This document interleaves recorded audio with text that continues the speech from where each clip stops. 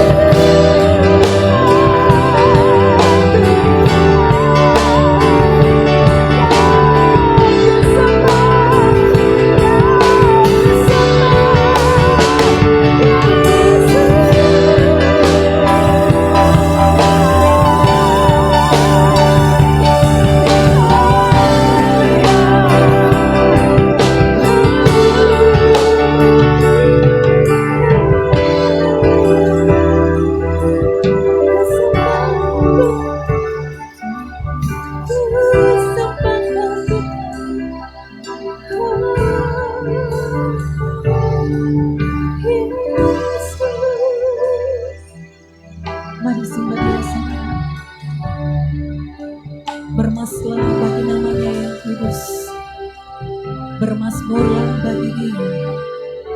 Katakan bahwa Tuhan itu baik dalam hidup kita. Jangan datang kepada Tuhan dengan harapan, tapi persembahkanlah segala mazmur yang terbaik dari hatimu. Katakan Tuhan itu baik, kasih setianya selamanya, kebaikannya tak berkesudahan.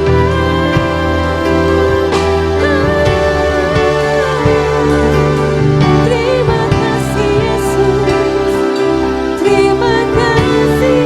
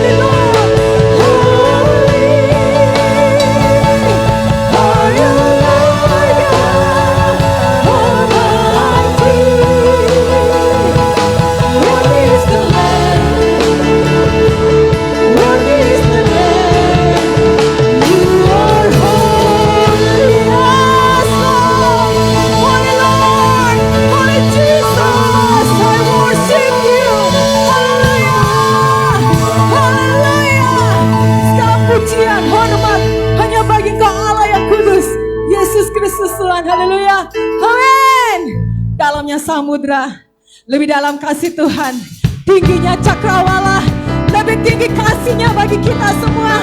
Haleluya Tuhan, terpujilah namamu Yesus.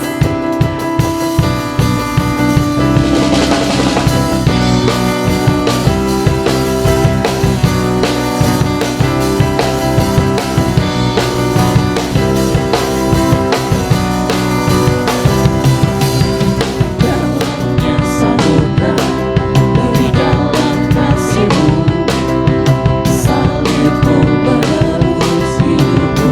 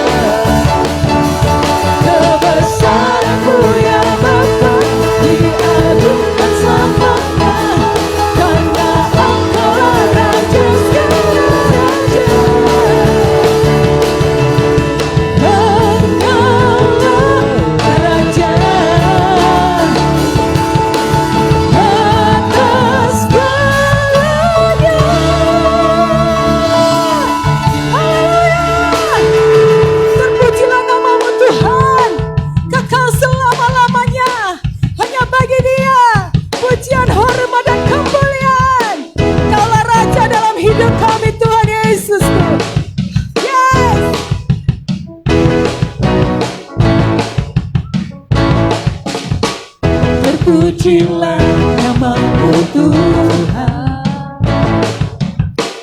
kuat dan penuh kemuliaan. Satu suara kami nyatakan, kebesaran-Mu tetap selamanya.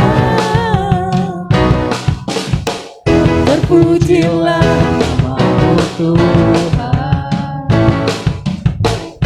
ajaib dan penuh keagungan. Satu hati kami nyatakan, kerajaan-Mu kekal selamanya. Oh, haleluya. Oh, amin. Engkaulah Raja atas dunia, yang menghancurkan kutuk, Kau membebaskan jiwa. Kami bersorak berkebutuhan, Kau Tuhan percaya dan meminta untuk selamanya Tuhan. Amin. Terpujilah namamu Tuhan, kuat dan penuh kemuliaan. Satu suara kami nyatakan, kebesaran-Mu kekal selamanya. Oh, oh, oh, Engkaulah Raja atas dunia, yang menghancurkan kutuk dan membebaskan jiwa. Kami bersorak berkebutuhan, Kau Tuhan percaya dan meminta untuk Engkaulah Raja atas dunia, yang menghancurkan kutuk dan membebaskan jiwa. Engkaulah Raja atas dunia, yang menghancurkan kutuk dan membebaskan jiwa. Kami bersorak berkebutuhan, Kau Tuhan yang jaya dan meminta untuk selamanya.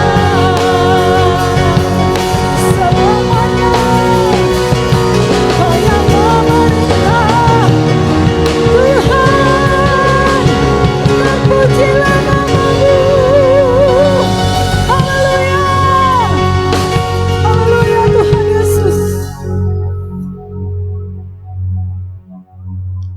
Terima kasih Tuhan buat setiap apa yang sudah Tuhan kerjakan dalam hidup kami. Betapa kami bersyukur kalau kami boleh menjadi bagian dari kerajaan Allah. Kami bersyukur Tuhan menciptakan kami, karena Tuhan punya rencana dalam hidup kami.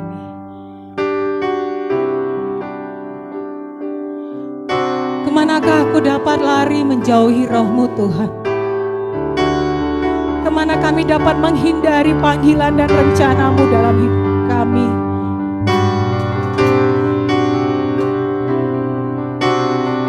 Kemana kami pergi, Kau ada di sana Tuhan. Kau akan membawa kami kembali masuk di dalam rencana-Mu. Betapa kami ini berharga di hadapan-Mu Tuhan. Bawa kami terus untuk terus melekat di dalam Engkau. Closer to God. Thank you Jesus.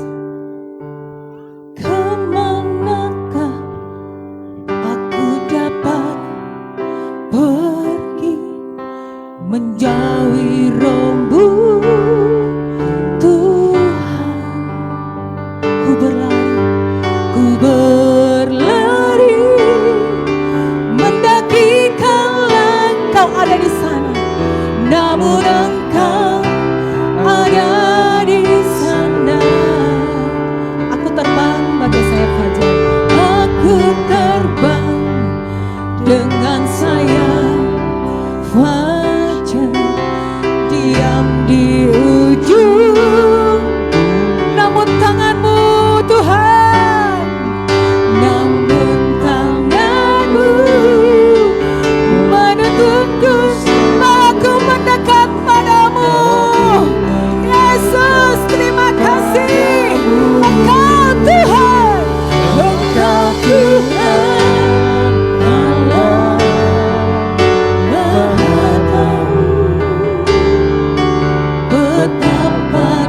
dahsyatnya kuasa-Mu. Hadiratku kini penuhiku. Bawaku Tuhan, bawaku mendekat padamu. Lebih lagi Yesus, lebih lagi Tuhan.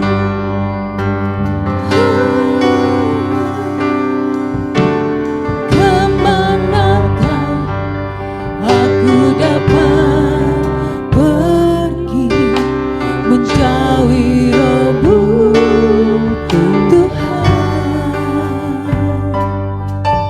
Ku berlari mendaki kau lagi, namun Engkau ada di sana.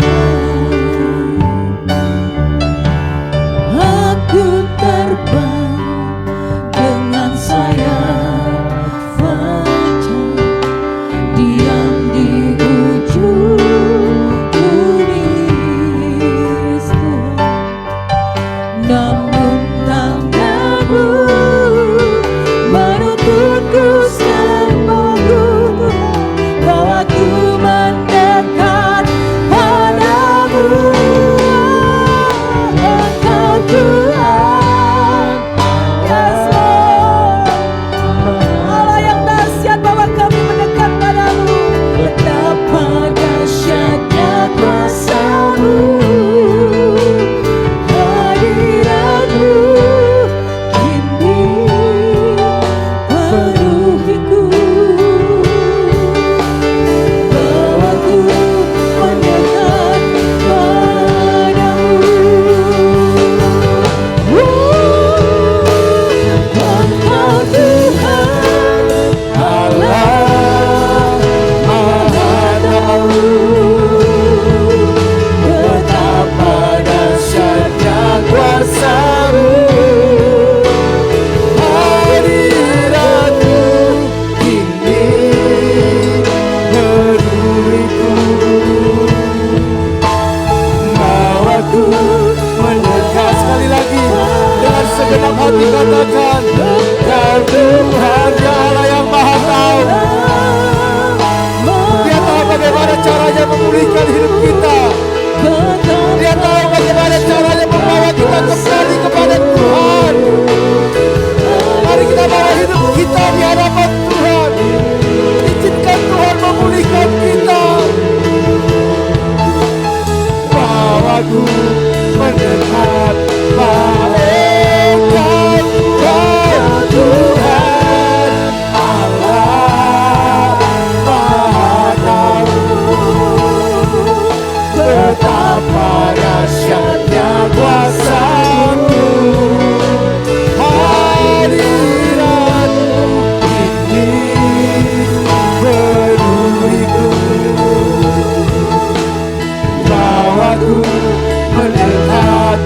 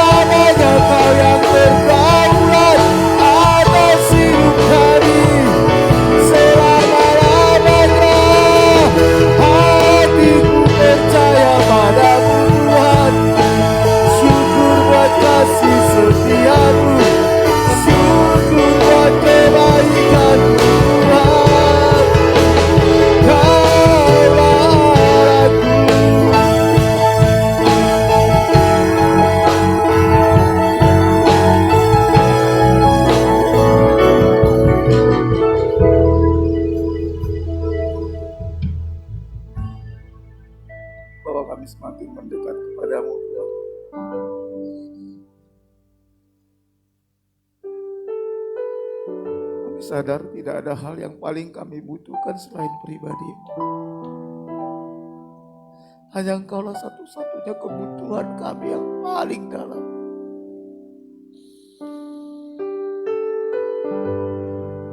Roh Kudus,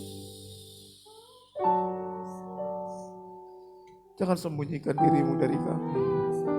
Jangan sembunyikan diri-Mu dari kami. Buka mata kami memandang kemuliaan Jesus, Holy Spirit.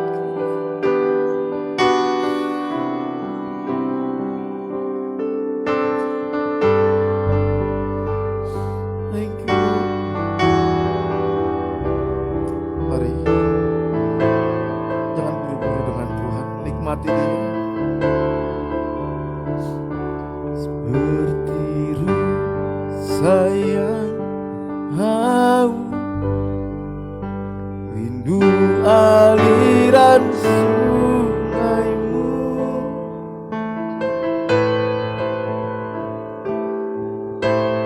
Hatiku tak tahan menunggu.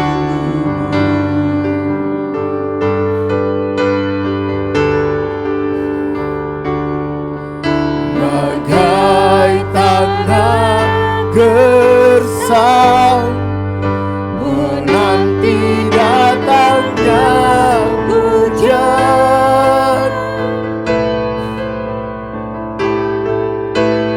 begitu pun jiwaku. Tuhan, hanya Kau hanya Engkau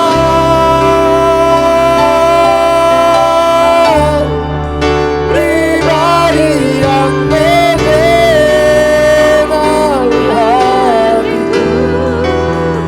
Tiada yang tersembunyi bagi-Mu.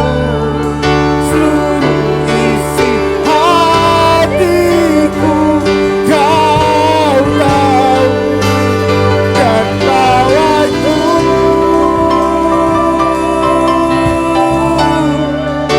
untuk lebih dekat lagi padamu. Tinggal dalam indahnya dekapan kasih-Mu. Dengan segenap hati katakan kepada Bapa kita yang mengasihi kita, seperti ruh sayang haus, rindu aliran sungai-Mu. Lihat kerinduan hati kami Tuhan. Hatiku tak tahan menunggu-Mu. Bagai tanah gersang, bagai tanah gersang menanti datangnya hujan,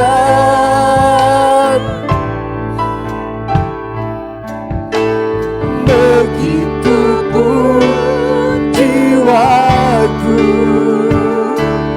Tuhan, dengan segenap hati hanya Engkau, hanya Engkau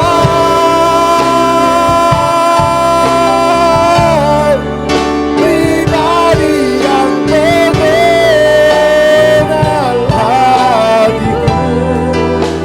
Tiada yang tersembunyi bagi-Mu. Seluruh isi hatiku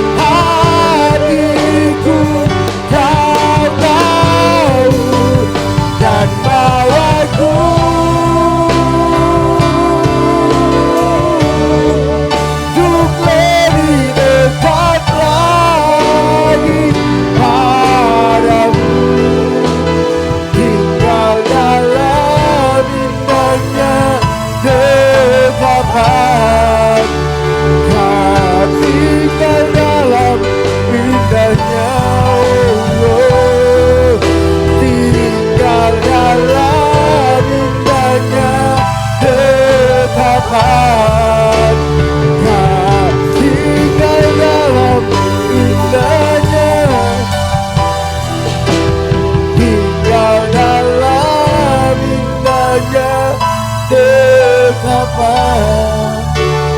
kasih-Mu.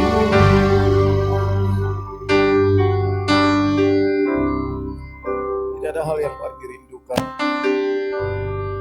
melebihi bersekutu dengan Engkau, menikmati kebaikan-Mu, menikmati kasih setia-Mu, menemukan apa yang menjadi kehendak-Mu dalam hidup kami.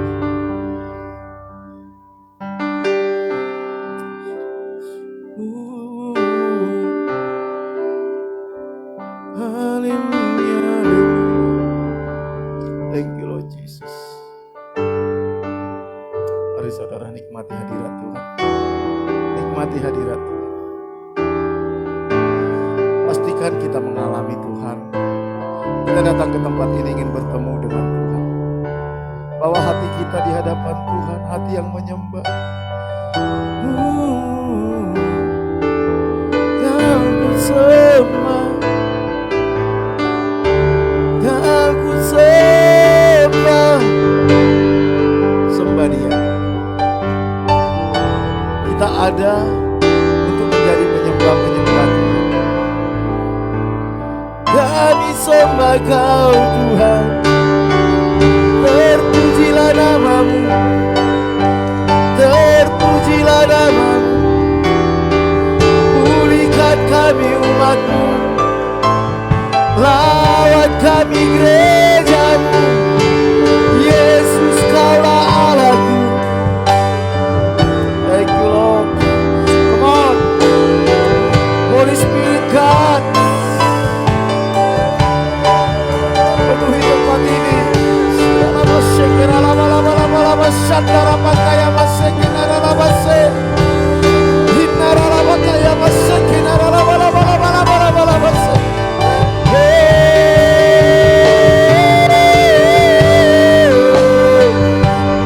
Haleluya, haleluya, haleluya. Haleluya, haleluya, haleluya. Terpuji, terpujilah nama-Mu Tuhan.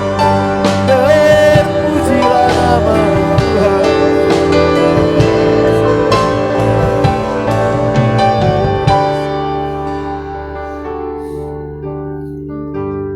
Kami percaya Engkau ada di tengah-tengah kami, Engkau ada bersama dengan kami saat ini. Dan Engkau terus bekerja memulihkan umat-Mu.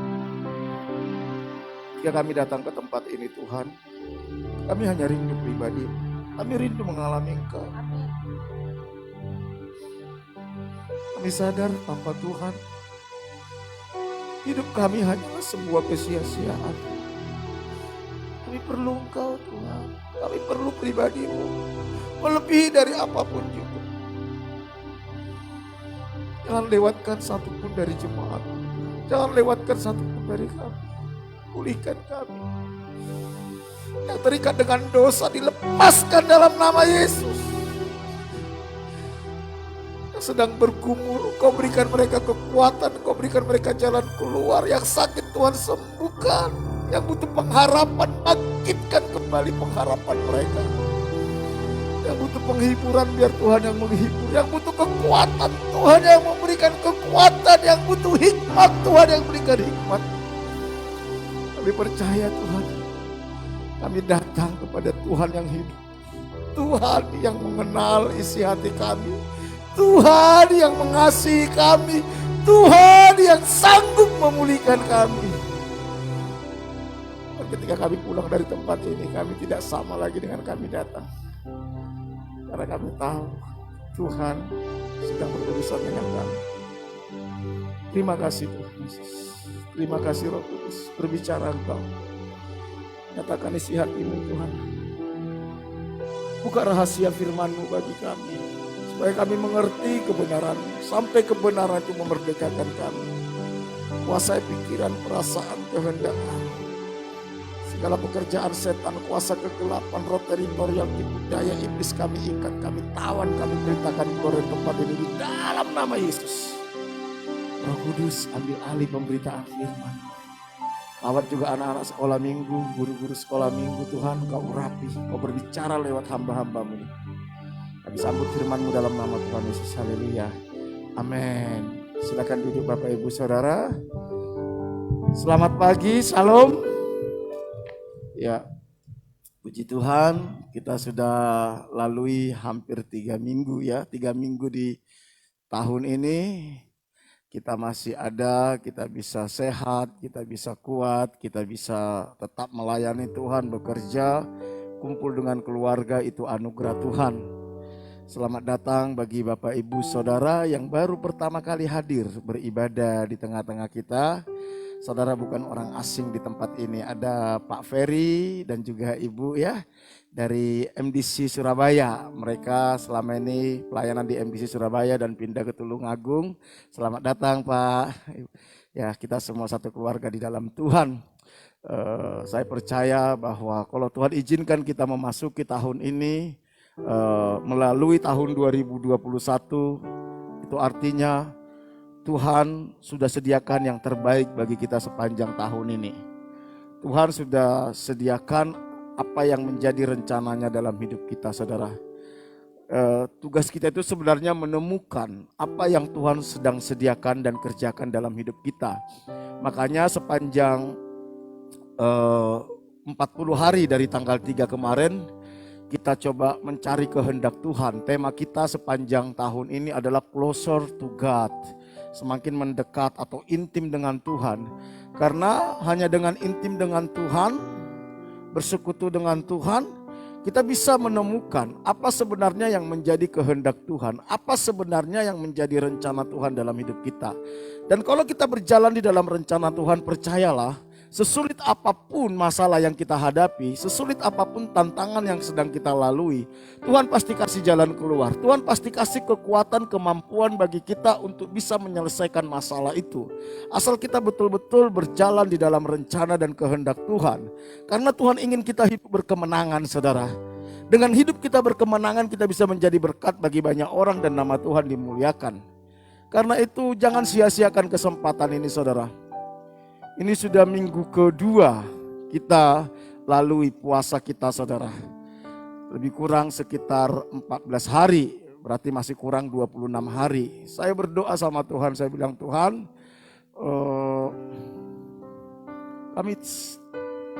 kami rindu sampai menemukan apa kehendak Tuhan. Bahkan ketika kita tadi menyembah, saya duduk di bawah, saya sempat berkomunikasi sama Tuhan. Saya bilang, Tuhan, apa mungkin doa puasa ini dilanjut lagi nanti sampai 2 kali 40.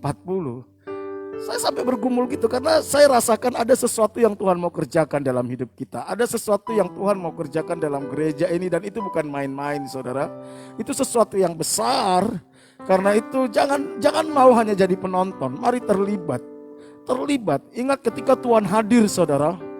Ketika Tuhan hadir, ada 2 yang dibawa dia, saudara. Dia bawa pemulihan atau dia bawa apa, saudara? Api yang menghanguskan, saudara. Di sini nanti kita lihat bagaimana Tuhan memulihkan hidup kita. Karena itu mari kita sungguh-sungguh serius. Kita ambil kehendak, kita ambil waktu untuk mencari kehendak Tuhan. Di tengah-tengah kita bekerja, di tengah-tengah kita melakukan aktivitas kita sekolah, kita tetap hati kita arahkan kepada Tuhan. Karena kita nggak tahu, saudara, apa yang terjadi pada bangsa ini hari-hari ke depan. Apa yang terjadi kita nggak tahu. Di tengah-tengah kekacauan ini, kita butuh tuntunan Tuhan. Kita butuh pimpinan Tuhan. Kita butuh kekuatan dan hikmat Tuhan. Itulah sebabnya sepanjang tahun ini tema kita Closer to God, yang kita ambil dari Yesaya 55 ayat 6 sampai 9. Minggu lalu kita sudah belajar tentang metanoia. Memang untuk kita bisa closer to God, kita harus mengalami metanoia dulu. Karena apa, saudara? Ada banyak nilai yang kita pegang dalam hidup kita selama ini. Nilai itu yang menggerakkan hidup kita. Nilai itu berasal dari siapa? Itu dari nilai-nilai yang ditanamkan oleh keluarga kita, orang tua kita, teman-teman kita, lingkungan kita. Standar-standar nilai itu seringkali menghalangi kita untuk mengalami Tuhan, karena tidak jarang nilai-nilai itu bertentangan dengan firman Tuhan. Kita harus mengalami metanoia.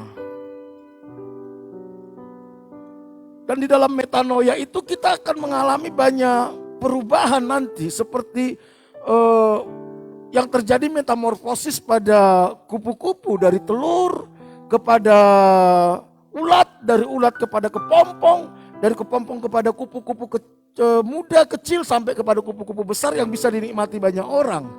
Kita ini ketika kita sebenarnya belum di dalam Tuhan, kita ini seperti ulat, saudara. Seperti ulat. Diselamatkan oleh Tuhan, kita terima Yesus, saudara. Kita dibawa menjadi kepompong. Dalam kepompong itu kita berurusan secara pribadi dengan Tuhan. Dibentuk, diproses. Dan di masa proses kepompong ini, masa penentuan hidup dan mati. Tergantung kita mau nggak mengikuti proses itu. Kalau kita mencari jalan pintas, kita tidak akan pernah menemukan proses itu. Dan kita nggak bisa jadi kupu-kupu. Sehingga hidup kita nggak pernah bisa dinikmati. Tetapi ketika kita lalui proses itu, maka kita akan tampil seperti kupu-kupu yang indah. Makanya Tuhan Yesus bilang, pergilah jadikan semua bangsa apa? Murid. Pemuridan itu adalah proses kepompong. Dibentuk karakter kita, dibentuk nilai-nilai hidup kita, dibentuk tujuan hidup kita, dibentuk selera jiwa kita. Yang dulunya kita orientasinya pada diri sendiri, kita mulai diarahkan kepada orientasi kehendak Allah. Nah, untuk bisa masuk ke dalam proses ini, saudara, supaya bisa menyelesaikan proses ini, salah satu yang dibutuhkan itu kesetiaan, saudara. Kalau kita nggak setia, maka kita akan sulit melihat proses itu. Sulit. Kita harus tetap setia kepada Tuhan, kepada rencananya, kepada panggilannya. Sehingga Tuhan bisa memproses hidup kita. Tapi kalau kita nggak mau setia dan kita keluar dari proses itu, akhirnya kita seperti kupu-kupu yang waktu dia dalam kepompong sama anak kecil dibuka itunya, kulit kepompongnya, keluarlah kupu-kupu kecil. Tetapi kupu-kupu yang apa, saudara? Lumpuh, yang nggak bisa terbang. Itu yang terjadi kepada banyak anak Tuhan, kepada orang Kristen. Dia nggak setia mengikuti prosesnya Tuhan, sehingga apa yang terjadi, saudara? Kekristenannya puluhan tahun cuman berputar-putar begitu saja. Kalau disimpulkan, kehidupannya hanya sekedar menanti kematian. Sisa-sisanya cuman bunga-bunga. Padahal Tuhan ingin memakai hidup kita. Tuhan ingin menyatakan kemuliaannya lewat hidup kita. Jadi kalau saudara hari ini sedang mengalami masa-masa sulit, tekanan, disalah mengerti, bisa jadi Tuhan sedang membawa saudara ke dalam proses kepompong, dibentuk, dan percayalah, kalau kita setia, satu saat kita akan menjadi kupu-kupu yang bisa terbang, dinikmati oleh keluarga kita, dinikmati oleh teman-teman kita, dinikmati oleh Tuhan. Amin. Tapi kalau kita keluar dari proses ini, kita jadi lumpuh. Oleh karena itu pada pagi hari ini, kita mau belajar bagaimana pribadi yang setia, saudara. Ini ayat yang menjadi dasar kita. Saya baca ayat 6, saudara baca ayat 7, kita selesaikan sampai ayat 9 ya. Ayat 6 dikatakan seperti ini. Carilah Tuhan selama ia berkenan ditemui. Berserulah kepadanya selama ia dekat. Ayat 5, 1, 2, 3.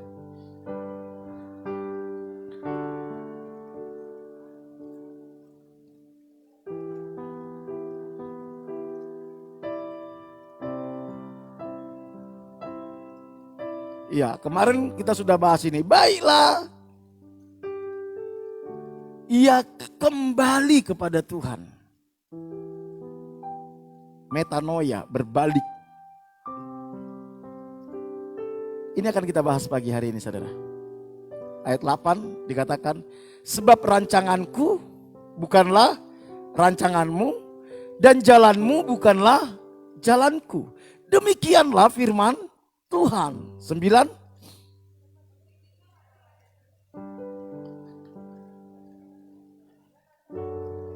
Luar biasa, saudara. Seperti tingginya langit dari bumi, demikianlah tingginya jalanku dari jalanmu dan rancanganku dari rancanganmu. Saudara, perhatikan.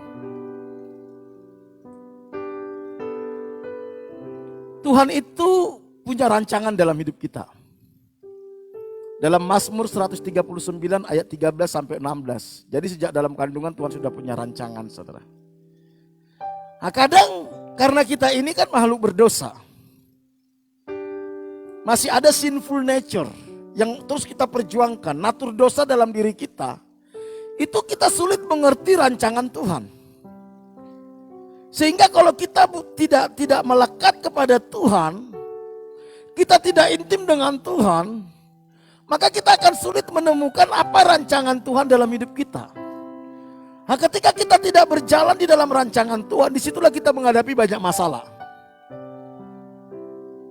Makanya firman Tuhan katakan ada banyak jalan disangka orang lurus, tapi ujungnya menuju maut.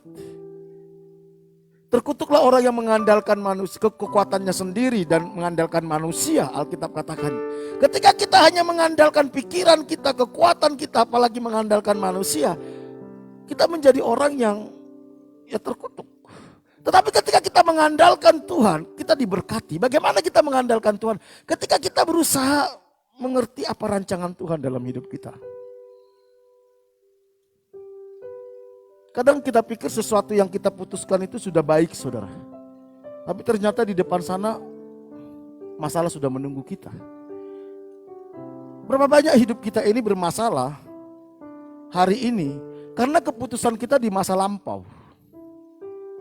Di masa lampau. Kita nggak mencari kehendak Tuhan atas keputusan itu. Kita cuman pikir ini baik bagi saya suka. Sehingga di depannya ada masalah. Seperti tingginya langit dari bumi, tak terjangkau, saudara. Rancangan Tuhan gak terjangkau. Kalau kita mengandalkan kekuatan kita sendiri. Untuk bisa berjalan dengan Tuhan dan memiliki hubungan yang intim dengan Tuhan, kita harus menyesuaikan rancangan kita dengan rancangan Tuhan, jalan kita dengan jalan Tuhan. Saudara, pernah nggak ketika saudara mau melakukan sesuatu bersama anak saudara ini pingin aja punya keinginan sendiri? Pernah ya? Tapi karena kita sudah punya sasaran, bukan kita yang ngikutin anak kita yang harus mengikuti kita, betul nggak? Kadang anak kita gak pingin belajar, saudara. Gak pingin sekolah. Gak pingin ngerjain tugas. Hidup sesuka hatinya. Tapi kita punya rencana anak kita ini menjadi orang yang berpendidikan, yang berkarakter. Kalau kita yang mengikuti anak kita akan rusak, betul gak? Begitu juga dengan Tuhan, saudara. Tuhan itu sudah punya rancangan dalam hidup kita. Nanti saudara baca dalam Mazmur 139 ayat 16. Di situ jelas dikatakan, semua sudah ada sebelum ada satupun daripadanya dikatakan. Sudah dituliskan dalam kitabnya Tuhan. Efesus 2 ayat 10 juga jelas dikatakan di situ. Tuhan ketika menciptakan kita, saudara, Dia punya rancangan. Nah, supaya kita bisa berjalan dengan Tuhan, jangan paksa Tuhan mengikuti keinginan kita, tapi kita yang harus mengikuti keinginan Tuhan. Saya seringkali mengkonseling orang, saudara, gini. Dia cerita punya masalah. Saya tahu masalahnya ini karena dosa. Tapi dia ngotot, Tuhan tolong masalahnya tanpa dia mau berhenti dosanya. Coba bayangkan. Kita sering seperti itu ya. Jadi dia paksa Tuhan untuk kompromi supaya mengikuti jalannya. Saudara, kita tidak akan pernah bisa memaksa Tuhan untuk mengikuti jalan kita. Makanya seorang hamba Tuhan bilang gini, saudara. Doa itu bukan mengubah Tuhan supaya mengikuti keinginan kita. Bukan. Kita berdoa supaya itu mengubah hidup kita. Doa itu mengubah hidup kita sehingga kita mengerti kehendak Tuhan dan kita berjalan di dalam kehendak Tuhan. Bukan supaya Tuhan mengubah dirinya supaya mengikuti keinginan kita, tidak. Tapi sering kita berpikir kalau saya berdoa pasti Tuhan mengikuti, tidak, saudara. Makanya ketika saya mengumumkan gerakan doa puasa ini, buat apa kita puasa, saudara? Supaya kita merendahkan diri di hadapan Tuhan sebagai wujud pernyataan bahwa kita ini gak berdaya. kita ini gak mampu. Kita minta supaya kita mengerti apa maunya Tuhan dalam hidup kita. Dan kita dimampukan untuk melakukan kehendak Tuhan itu. Nah, ketika kita sudah menemukan kehendak Tuhan dan mampu melakukan kehendak Tuhan, disitulah kita bisa berkata seperti Daud berkata, sekalipun aku dalam lembah kekelaman, aku tidak takut bahaya. Gadamu dan tongkatmu itu menghibur aku. Engkau menyediakan makanan di hadapan lawan-lawanku. Tuhan yang akan melindungi, Tuhan akan memelihara, Tuhan akan menjaga hidup kita. Ketika kita berjalan bersama dengan Tuhan.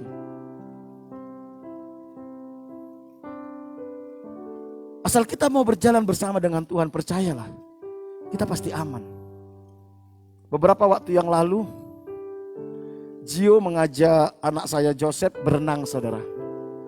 Karena mereka masih kelas 1, kelas 2, akhirnya saya putuskan saya sama Kak Mary menemanin. Begitu juga Om Yose sama Mbak Gita. Tentu kolam renang yang kami datang itu kolam renang untuk anak-anak, dan saya tidak mandi dan istri saya tidak mandi, Om Yose tidak mandi, Mbak Gita nggak mandi. Saya biarkan anak-anak ini berenang. Kami ngobrol, saudara, sambil makan, ya dibeli camilan lah, ngobrol. Tapi ketika anak saya berenang beserta Gio, kalau nggak salah satu lagi Sela, saya tetap mengawasin. Sampai satu titik, saudara, lagi kami asik ngobrol, kan. Joseph ini mau masuk ke kolam dewasa, saudara. Itu jarak antara kami duduk ke kolam dewasa itu ada mungkin sekitar 50 meter, saudara. Saudara tahu, begitu saya lihat anak saya mau masuk ke kolam dewasa, itu dari jauh saya teriak dan saya lari kejar, saudara. Joseph, saya bilang. Supaya dia kaget, saudara, dengar suara saya. Sampai orang di kolam renang itu semua lihat saya. Supaya dia tidak masuk ke dalam kolam itu. Saudara tahu, ketika peristiwa itu tiba-tiba Tuhan ingatkan dalam diri saya. Kamu tahu enggak? Kalau kamu berjalan bersama denganku, sekalipun kamu mau menuju ke tempat yang mencelakakan, aku akan tetap menegur kamu, aku akan berusaha menghindarkan kamu dari situ. Aku akan lakukan apa saja supaya kamu tidak masuk ke dalam tempat yang mencelakakan itu. Yang penting kamu mau bersepakat untuk berjalan bersama dengan aku, kata Tuhan. Saat itu saya bilang, Tuhan terima kasih buat pelajaran ini. Kamu aja Bapak yang baik, lagi kamu enak-enak ngobrol, kamu tetap matamu memperhatikan anakmu. Apalagi saya, Bapak yang mengasihi engkau, yang sudah mati di atas kayu salib menebus engkau dengan nyawaku.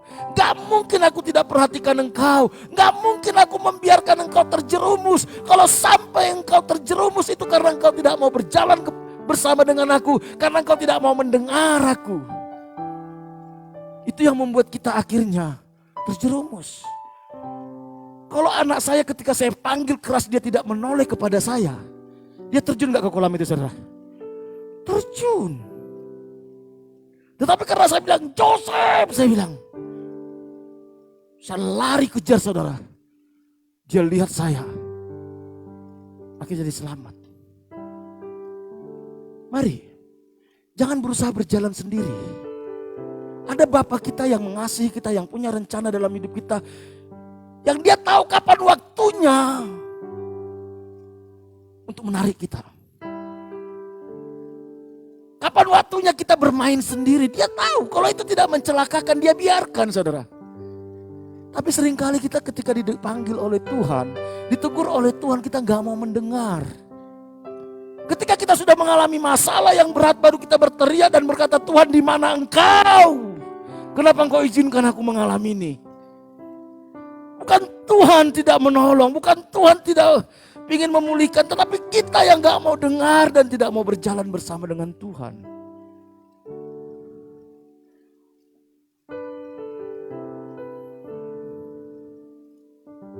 Saudara, kita tidak akan pernah bisa memaksa Tuhan. Tidak. Oke. Untuk kita bisa berjalan dengan Tuhan, saudara,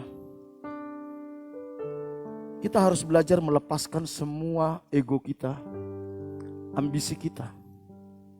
Bahkan nilai-nilai yang sudah kita pegang itu. Coba kita rontokkan dulu itu. Kita coba kembali kepada Tuhan. Kita memikirkan ulang kembali. Apakah nilai yang saya pegang ini betul-betul berkenan kepada Tuhan atau tidak? Apakah keputusan saya ini sesuai dengan kehendak Tuhan atau tidak? Selama saudara ngotot saudara dengan keinginan kita, dengan nilai yang kita yakini, yang kita belum tahu itu benar atau tidak dari Tuhan, kita nggak bisa berjalan bersama dengan Tuhan. Tuhan Yesus pernah bilang gini saudara. Tuhan Yesus pernah bilang gini. Demikian pula lah tiap-tiap orang di antara kamu yang tidak melepaskan dirinya dari segala miliknya.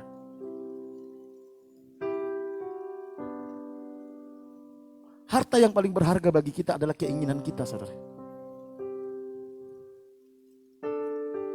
Tidak dapat menjadi muridku. Makanya Tuhan Yesus bilang gini, setiap orang yang mau mengikut aku, dia harus menyangkal dirinya, memikul salibnya, dan setiap hari dan mengikut aku. Keinginan kita inilah, ambisi kita inilah yang sering merusak hidup kita, saudara. Itu yang sering merusak hidup kita. Puasa itu kita mematikan, menyangkal itu semua, saudara. Dosa-dosa itu dibelenggu, dosa itu dipatahkan. Kita mau berkata, Tuhan aku berserah, I surrender. Lakukan apa yang kau pandang baik dalam hidupku. Matius 13 ayat 44 sampai 46 dikatakan seperti ini, saudara. Hal kerajaan sorga itu seumpama harta yang terpendam di ladang yang ditemukan orang lalu dipendamnya lagi. Oleh sebab sukacitanya, pergilah ia menjual seluruh miliknya lalu membeli ladang itu. Jadi kalau kita ingin berjalan bersama dengan Tuhan, mengerti kehendak Tuhan, saudara. Alkitab bilang gini, itu seperti orang yang ketemu ladang nih. Ladang. Wah, dia lihat di sini ada harta terpendam. Dia pulang lagi, saudara.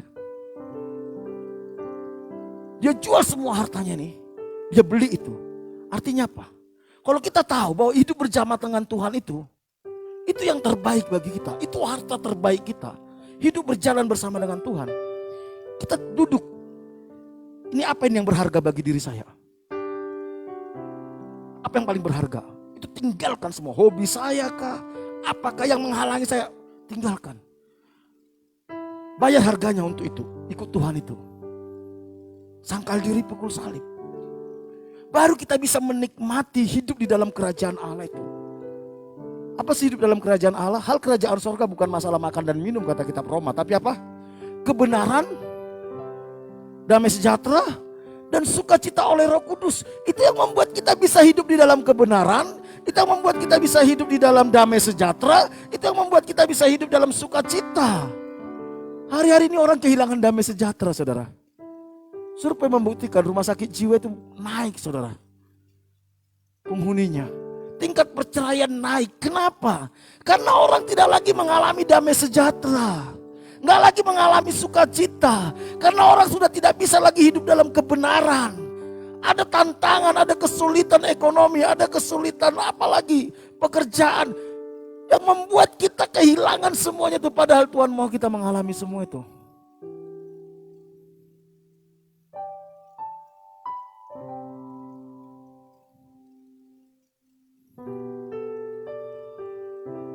Di ayat 45 dikatakan, demikian pula lah hal kerajaan surga. Itu seumpama seorang pedagang yang mencari mutiara indah. Setelah ditemukan mutiara yang sangat berharga itu, ia pun pergi menjual seluruh miliknya, lalu membeli mutiara itu. Sejauh mana kerajaan surga, kehendak Tuhan, rencana Tuhan itu berharga bagi kita. Selama itu bukan menjadi satu-satunya yang paling berharga bagi kita, saudara, kita akan sulit berjalan bersama dengan Tuhan. Kita harus yakinkan diri saya bahwa kehendak Tuhan, rencana Allah, itu lebih penting dari segalanya. Mungkin orang akan bilang gini, alah kamu ngomong kerajaan surga, buktinya hidupmu gak seenak saya bisa punya mobil, saya bisa punya rumah, saya bisa punya segalanya. Saudara, apa artinya kita punya semuanya itu?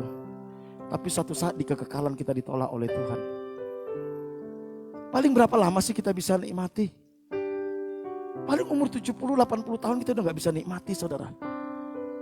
Tetapi ketika kita fokus pada rencana Tuhan, kehendak Tuhan, kekekalan kita akan nikmati. Bukan berarti saudara akan miskin ketika saudara berjalan dalam kerajaan Allah, tidak. Tetapi saudara menikmati hal-hal yang Tuhan sediakan, bukan hal-hal yang Tuhan tidak sediakan. Hidup dalam Tuhan itu jauh lebih indah saudara.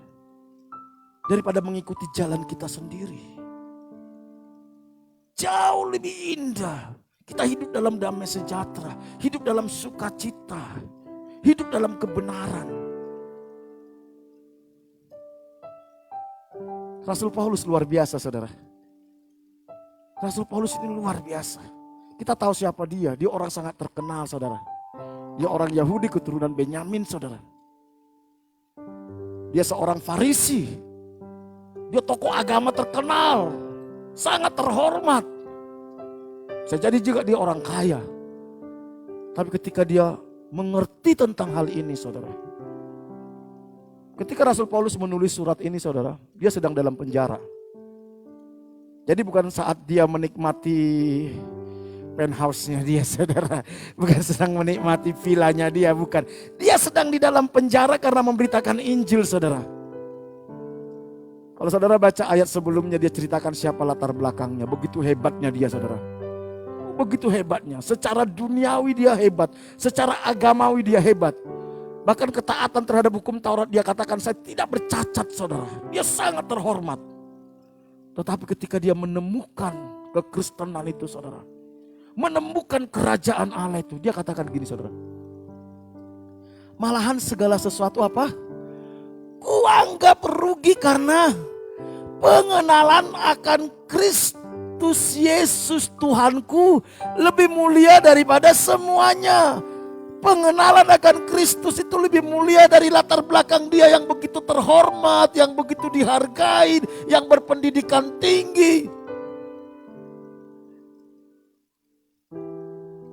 Oleh karena dialah, kata Rasul Paulus, karena Yesus, aku telah melepaskan semuanya itu. Dan menganggap apa saudara? Apa? Beranikah saudara menganggap mobil ini memang berarti, tapi cuma sampah dibandingkan rencana Tuhan.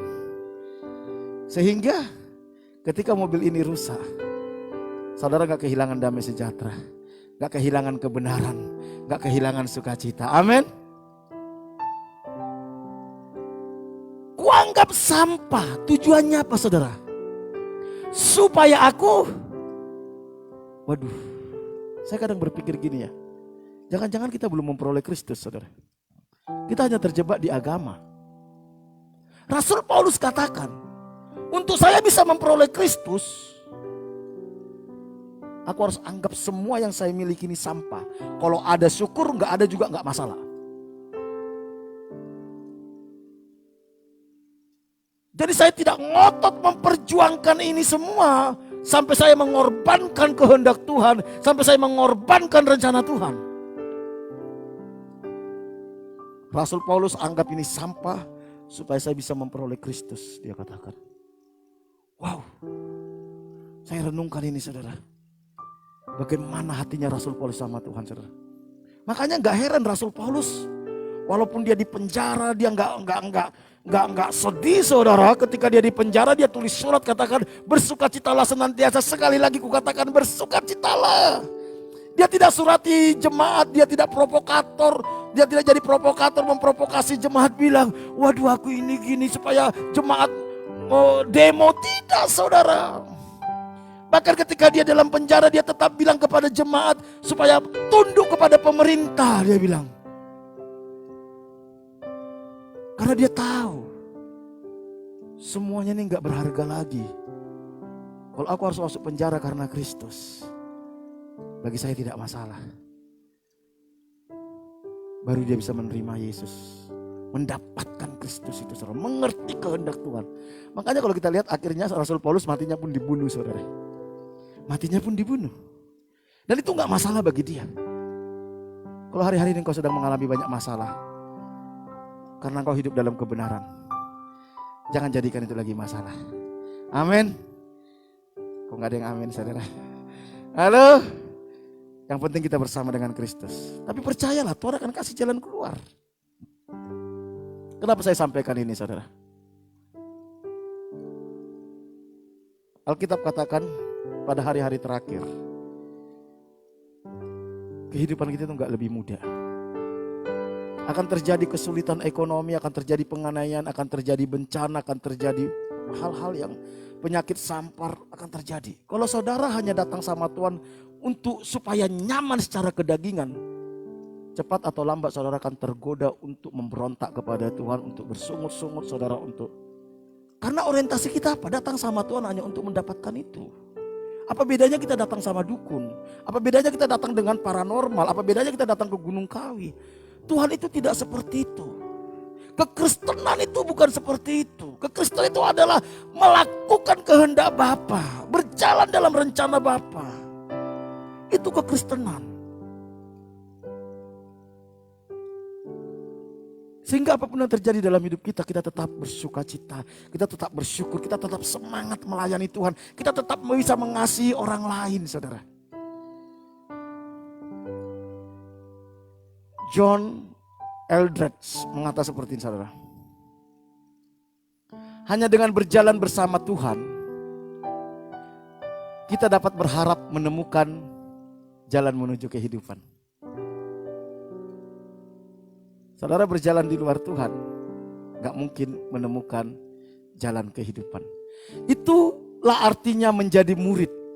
Lagi pula, bukankah kita pengikut Kristus? Maka dengan segala cara, mari kita benar-benar mengikutinya. Bukan ide tentang dia, bukan hanya prinsipnya, tetapi dia. Ini menarik saudara, menarik. Bukan cuma sekedar kita tahu Alkitab, kita baca Alkitab. Tidak, tapi kita berjalan bersama dengan dia. Artinya setiap hari kita intim dengan dia, punya hubungan dengan dia, punya komunikasi dengan dia. Dan melibatkan dia di dalam segala peristiwa hidup kita. Itulah murid Kristus. Kalau saudara hanya mengikuti idenya, prinsipnya, itu agama. Itu agamawi. Tetapi kekristenan tidak. The way of life, jalan hidup untuk mengikuti jalannya Yesus. Itu kekristenan. Yesus panggil kita untuk ini saudara.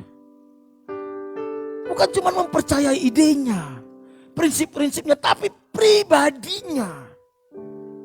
Kalau kita gak punya hubungan yang intim dengan dia, kalau kita tidak mengalami closer to God, kita tidak akan mungkin bisa berjalan bersama dengan dia. Gak mungkin. Sehingga kita gak punya waktu memikirkan yang boten-boten saudara. Karena apa? Dalam segala sesuatu kita berusaha, Tuhan apa maumu atas masalahku ini, apa maumu atas anakku ini, apa maumu atas pekerjaanku ini. Selalu berurusan dengan Tuhan. Kita gak sibuk dengan gosip, kita gak sibuk dengan berita-berita yang tidak. Itu yang saya bilang yang boten-boten. Kita menghabiskan waktu kita untuk hal itu saudara. Habiskan waktu kita. Kita gak mengerti perasaannya Tuhan. Kita gak mau tahu kehendaknya Tuhan. Ketika saudara tidak mau mengerti perasaannya Tuhan, ketika saudara tidak mau mengerti kehendaknya Tuhan, sebenarnya saat itu yang menjadi Tuhan adalah kita atas diri kita. Dia hanya membantu kita. Tapi dia mau jadi Tuhan yang berdaulat, yang mengontrol, yang mengendalikan, yang mengarahkan hidup kita, yang menuntun setiap langkah-langkah kita. Hanya berjalan bersama dengan Tuhanlah, baru kita menemukan jalan menuju kehidupan itu. Kalau enggak, kita hanya terjebak kepada agama saudara. Tuhan hanya membukakan kehendaknya, rencananya kepada orang-orang yang setia kepada dia. Untuk bisa ke situ saudara, kita harus setia. Setia. Kadang ikut Tuhan itu saudara, gini, ikut Tuhan itu kalau saya pikir-pikir itu hampir sama dengan hubungan suami istri saudara. Makanya kenapa dibilang kita ini menjadi mempelai wanita, dia mempelai pria.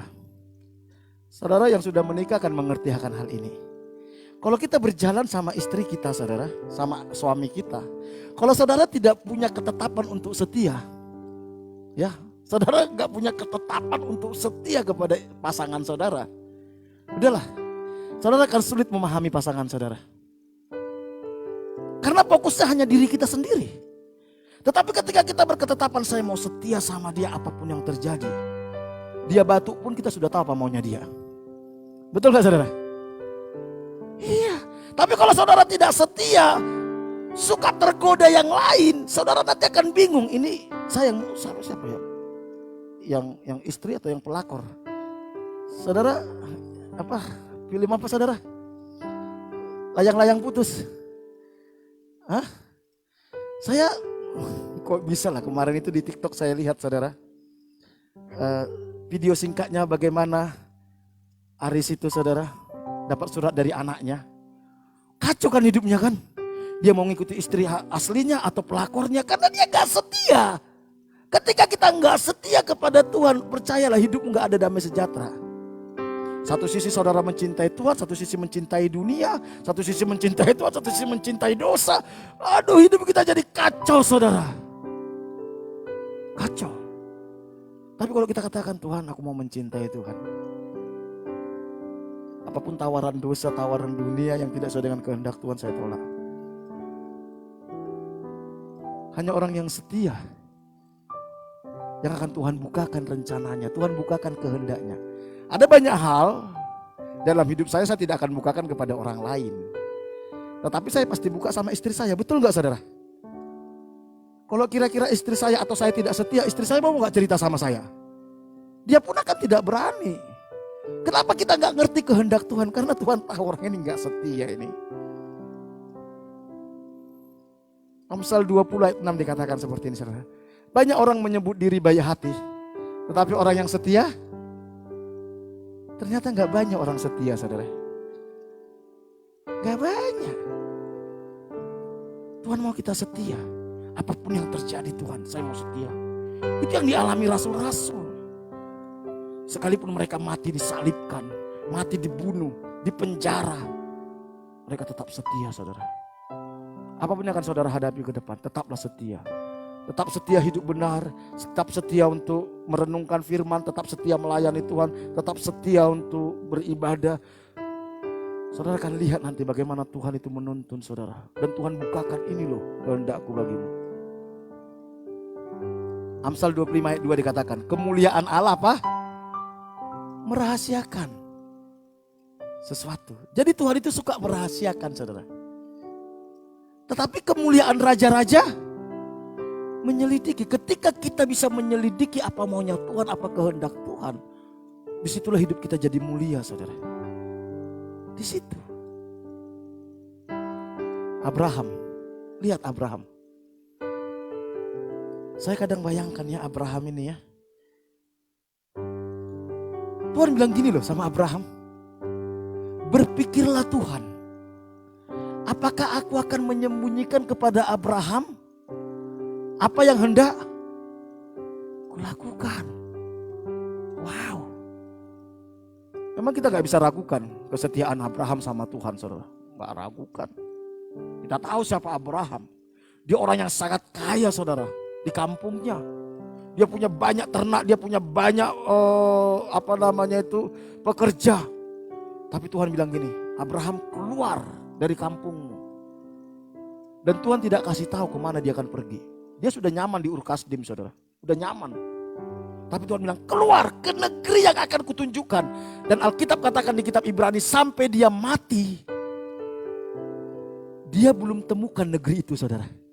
Ternyata negeri yang Tuhan janjikan kepada Abraham bukan negeri di dunia ini, tetapi di sorga saudara. Ibrani nanti baca. Abraham sampai matinya hanya melihat dari jauh, Alkitab katakan. Sampai mati dia enggak menemukan negeri itu. Bagaimana dia setia kepada Tuhan, mengikuti kehendak Tuhan, padahal dia belum tahu mau kemana Tuhan bawa dia. Ada kalanya Tuhan Bahwa kita saudara ke satu tempat. Kita nggak tahu, bahkan kita nggak tahu mau kemana ke depan. Setahun ke depan kita nggak tahu, 1 bulan nggak. Tuhan hanya mau, udah kamu melangkah dari satu langkah dalam tuntunanku. Supaya kita bergantung sama Tuhan. Yang Tuhan minta kesetiaan. Itu yang dialami Abraham. Bayangkan Abraham sudah nyaman di Ur Kasdim. Dia sudah punya segalanya saudara. Tapi dia harus menjadi seorang musafir. Sampai matinya Abraham gak punya rumah saudara. Dia hidup dari tenda kepada tenda kepada tenda kepada tenda saudara. Padahal dia sangat kaya raya. Dan dia nikmati itu. Karena bagi dia tidak ada lagi yang lebih berharga selain kehendak Tuhan dan rencana Tuhan. Masihkah kita bisa melihat bahwa rencana dan kehendak Tuhan itu jauh lebih berharga dari segalanya. Dia rela tinggalkan itu. Apa ciri-ciri orang setia? Taat. Kalau saudara bilang saya setia kok kak. Setiap minggu saya ke gereja. Saya tiap minggu main musik. Saya ikut doa Sabtu. Saya ikut kesan. Saya sudah lulus pemuritan. Itu semua cuman komponen membentuk kesetiaan. Tapi kesetiaan yang sesungguhnya itu adalah kehidupan kita setiap hari. Maukah kita setiap hari bangun pagi, Tuhan tuntun hidupku sepanjang hari ini. Sertai aku, kasih tahu aku apa yang harus kulakukan. Di dalam pekerjaan ketika menghadapi masalah, jangan langsung minta pertolongan orang, tanya Tuhan apa maumu. Ketika kita menghadapi konflik dengan istri kita, dengan anak kita, dengan orang lain, Tuhan apa kehendakmu. Semua hal sampaikan kepada dia. Kesetiaan saya kepada istri saya jangan ragukan saudara. Saya sangat setia. Dan segala sesuatu yang saya mau kerjakan dan yang saya kerjakan, selalu saya komunikasikan dengan dia. Begitu juga dengan dia. Makanya setiap hari pulang kerja itu saudara, saya jemput dia naik mobil saudara. Supaya saya cerita sama dia. Kadang kami nongkrong, cerita, ngobrol. Bahkan di rumah pun kami seringkali cuma berdua aja cerita saudara. Kalau saya tidak setia, saya tidak bisa menikmati seperti itu saudara. Saya lebih enak nyaman cerita sama orang lain, betul gak saudara? Dan saya percaya sama dia dan dia taat sama saya.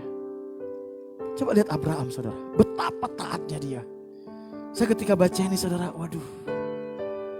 Dikatakan dalam Kejadian 2 ayat 2-3 seperti ini. Firman-Nya, ambillah anakmu yang tunggal itu, yang engkau kasihi, yaitu Iskak.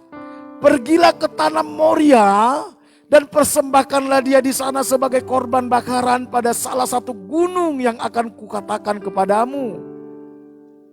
Ini yang menarik saudara.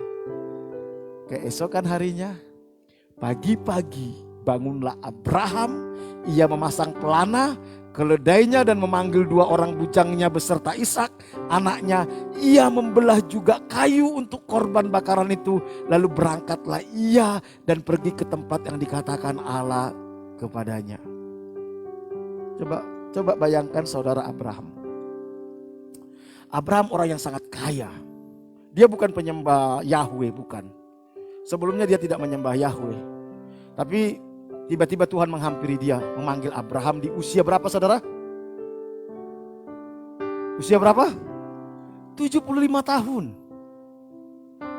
Lihat, 75 tahun loh. Abraham, kamu keluar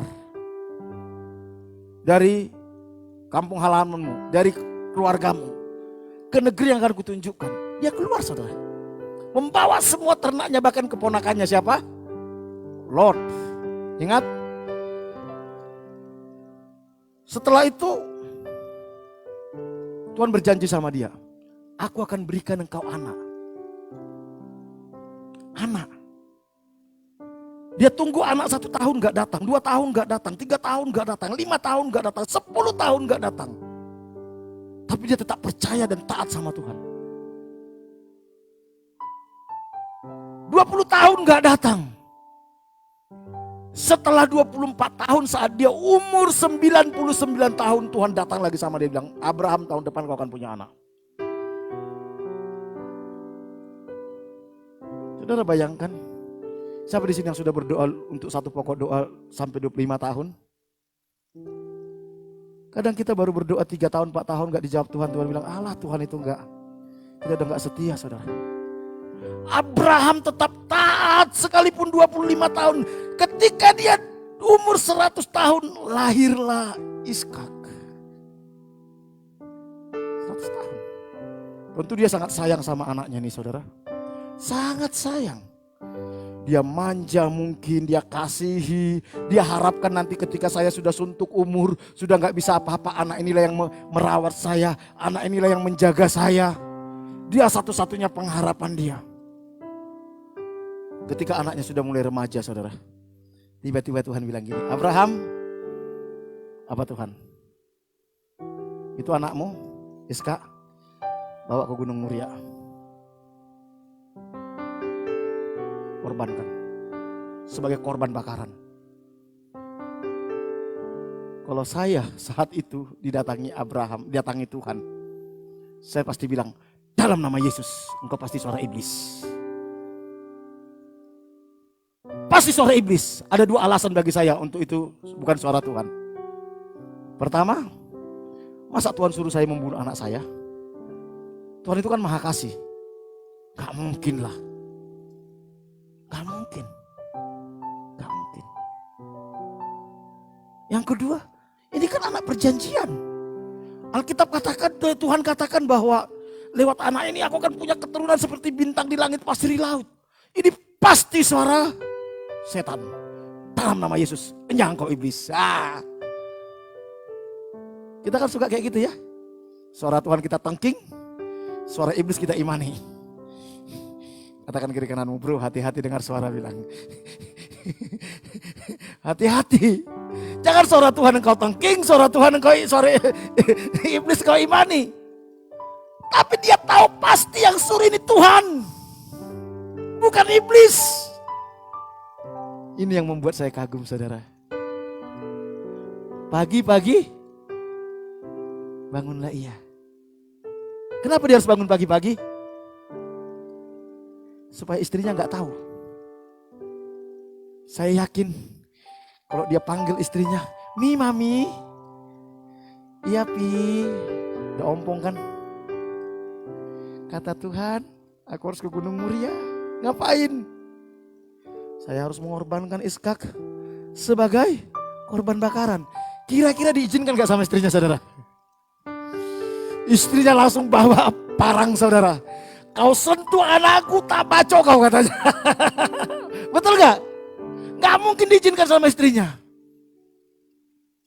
Makanya saudara, kadang kalau kita yakin itu suara Tuhan, butuh hikmat menyampaikan ke istri saudara.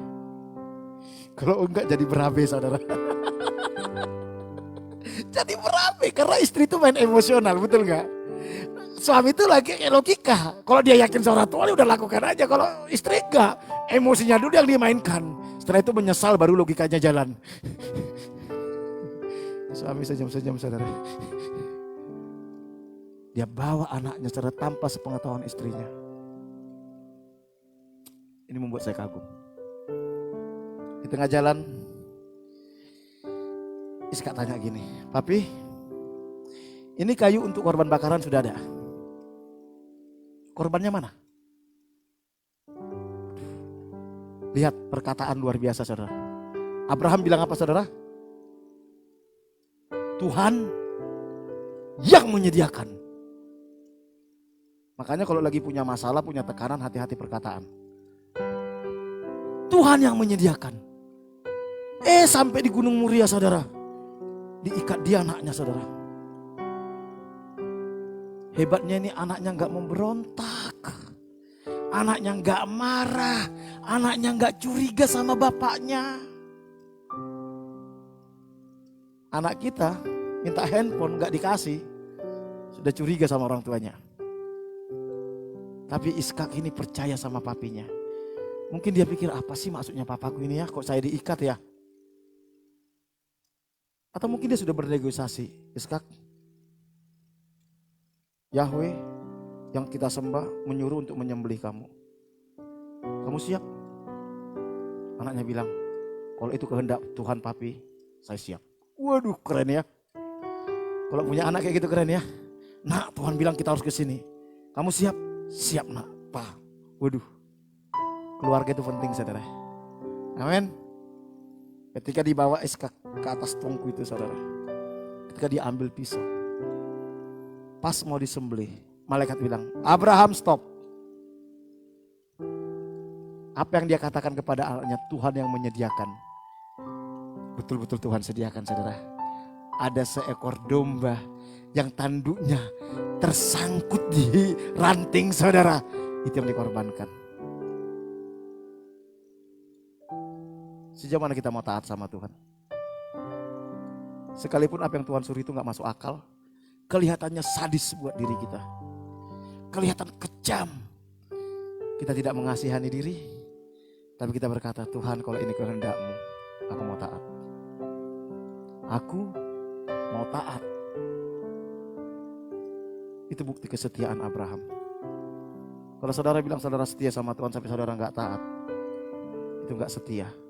Itu selingkuh tiada akhir.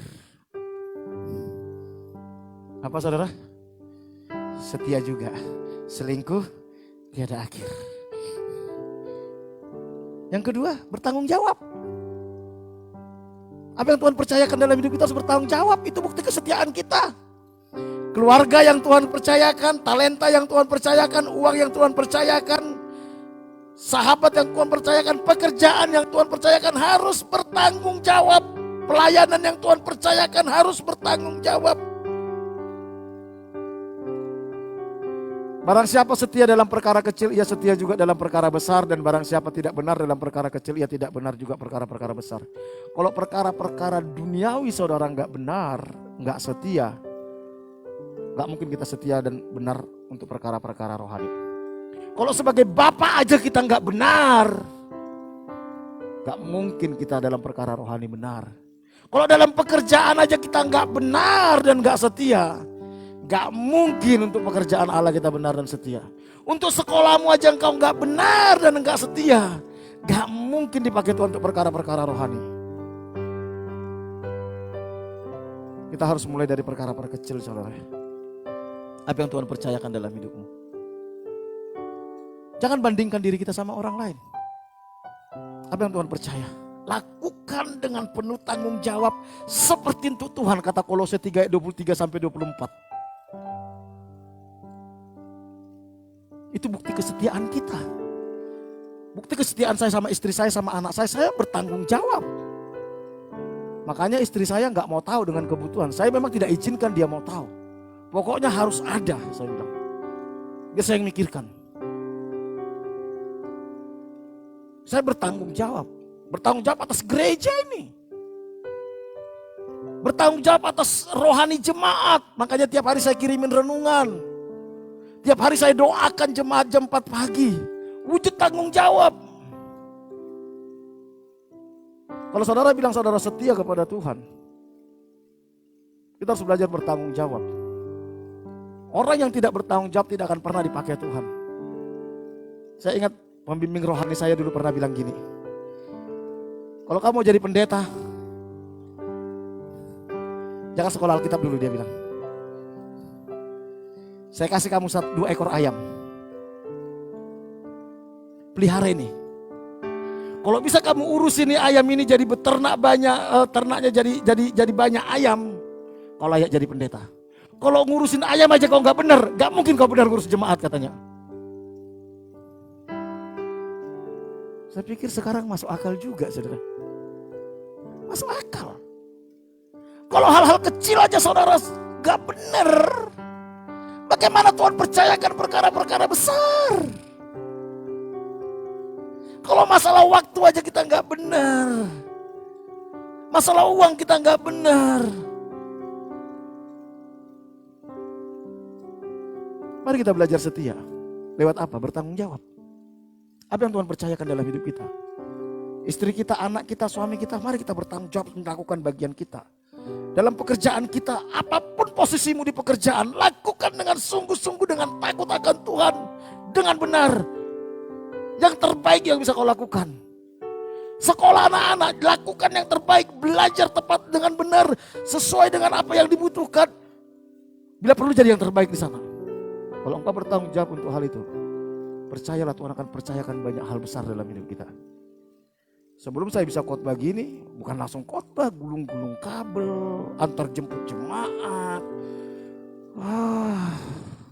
kunjungan, doain orang. Bertahun-tahun, setia, sekalipun gak dihargain, disalah mengerti. Lama-lama Tuhan percaya sampai kita mau belajar setia. Kalau saudara ingin melihat sepanjang tahun ini terobosan dalam hidup kita, bertanggung jawablah. Jangan bilang, Tuhan kok cuman satpam sih, Tuhan kok cuman cleaning service sih, Tuhan kok cuman kasir sih. Bukan pekerjaan kita yang menentukan berkat kita, tapi dari Tuhan. Asal kau lakukan itu seperti untuk Tuhan, Tuhan bisa buka banyak pintu berkat bagi kita. Amin. Yang terakhir, dapat dipercaya, saudara. Setia, bertanggung jawab, dapat dipercaya, ini satu paket sebenarnya. 1 Korintus 4 ayat 1-2 dikatakan, demikianlah hendaknya orang memandang kami sebagai hamba-hamba Kristus yang kepadanya dipercaya rahasia Allah. Yang akhirnya dituntut dari pelayan-pelayan yang demikian ialah apa? Mereka ternyata dapat dipercaya. Apakah kita sebagai suami dapat dipercaya? Dapat dipercaya istri kita, dapat dipercaya anak-anak kita. Apakah kita sebagai istri dapat dipercaya? Dapat dipercaya oleh suami kita, oleh anak-anak kita. Apakah kita sebagai anak dapat dipercaya? Dapat dipercaya oleh orang tua kita? Atau mereka selalu khawatir tentang diri kita? Jangan-jangan ini selingkuh, jangan-jangan anakku ini lakukan ini, jangan-jangan ini. Apakah sebagai pelayan Tuhan kita dapat dipercaya? Engkau hanya dipercaya sebagai pemimpin kesan. Lakukan yang terbaik. Engkau hanya dipercaya untuk bagian sound system, lakukan yang terbaik.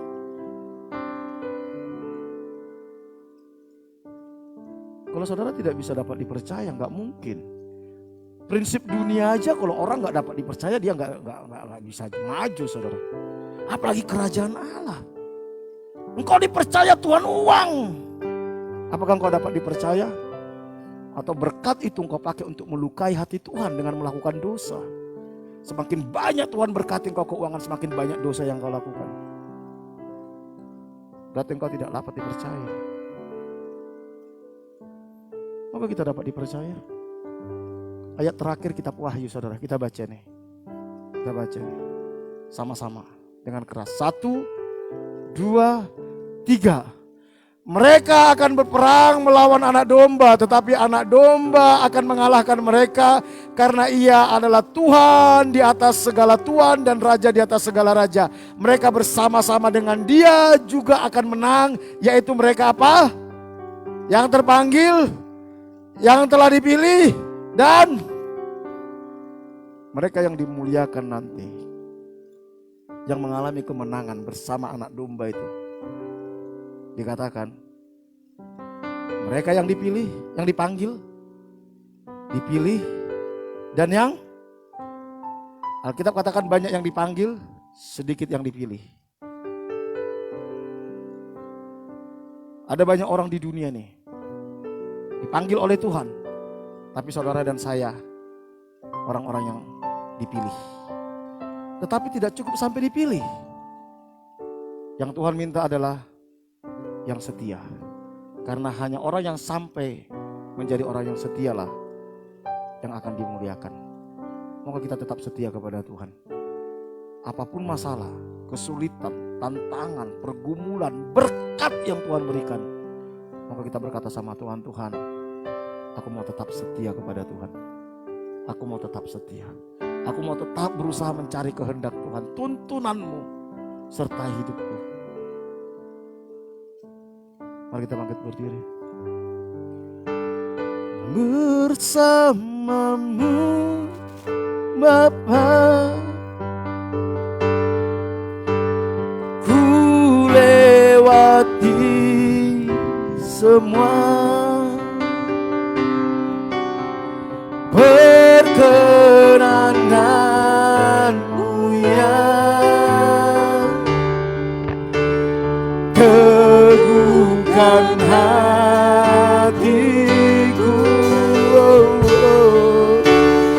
Engkau yang bertindak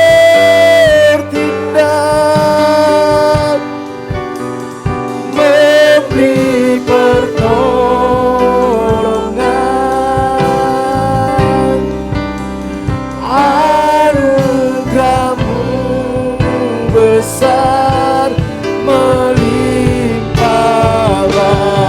bersamamu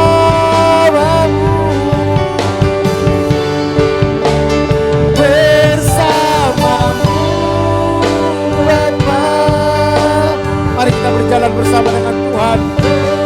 Tetaplah setia apapun yang terjadi. Dia akan memampukan kita melewati semuanya itu. Kenanganmu yang teguhkan hati. Engkau yang bertindak, Engkau yang bertindak, memberi pertolongan, anugerahmu besar melimpah bagiku. Saudara, mungkin selama ini kita seringkali bermain-main dengan Tuhan, kita nggak setia, bahkan kita anggap enteng dengan Tuhan. Dan itu yang membuat kita seringkali jatuh bangun. Dan kita nggak bisa melihat terobosan dalam hidup kita. Pagi hari ini Tuhan ingatkan kita. Moga kita berjalan bersama dengan Tuhan, melibatkan Tuhan di dalam segala kehidupan kita. Kita mau berkata, aku mau setia Tuhan. Tidak ada lagi cinta yang lain selain kepada Tuhan. Aku tidak berikan lagi hatiku kepada yang lain selain kepada Tuhan. Lakukan apa yang kau pandang baik dalam hidupku. Kalau engkau mau membuat keputusan, sambil dengan lembut kita nyanyikan lagu ini. Kita bawa hidup kita, kita letakkan tangan di dada, kita angkat tangan kita satu, katakan bersamamu Bapa. Bersamamu Bapa. Yes God. Ku lewati semua perkenananmu yang teguhkan hatiku. Engkau yang bertindak memberi pertolongan, anugerahmu besar melimpah bagi. Kami butuh anugerahmu Tuhan. Firman-Mu katakan sekalipun kami tidak setia, Tuhan tetap setia. Tapi pagi hari ini kami rindu menjadi pribadi yang setia kepada Tuhan. Tolong kami Tuhan, kasih kami kemampuan Roh Kudus untuk kami melepaskan segala hal dari hidup kami yang tidak berkenan kepada-Mu. Dan kami hanya mau berkata, lakukan apa yang Kau pandang baik dalam hidupku Tuhan. Pulihkan umat-Mu, pulihkan umat-Mu tanpa terkecuali. Lihat kerinduan kami Tuhan, lihat kerinduan kami, lihat kerinduan kami. Roh Kudus mampukan kami. Kami percaya ketika kami berjalan bersama dengan Tuhan, Engkau yang akan memelihara hidup kami. Dalam nama Tuhan Yesus kami berdoa. Hatiku rindu melihat kemuliaan-Mu. Hatiku rindu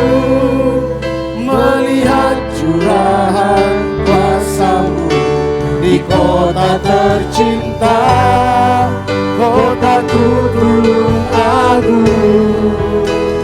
Ku berdoa Tulung Agung, penuh kemuliaan-Mu Tulung Agung, bagi kemuliaan-Mu ya Allahku, ya Allahku, nyatakan kemuliaan-Mu ya Allahku, nyatakan curahan kuasa-Mu di kota tercinta, kotaku Tulung Agung. Ku berdoa Tulung Agung, penuh kemuliaan-Mu bagi kemuliaan-Mu. Bapa, kami bawa kota ini di hadapan Tuhan. Kami percaya kalau Tuhan tempatkan kami di kota ini bukanlah sebuah kebetulan, karena Tuhan punya rencana atas hidup kami bagi kota ini.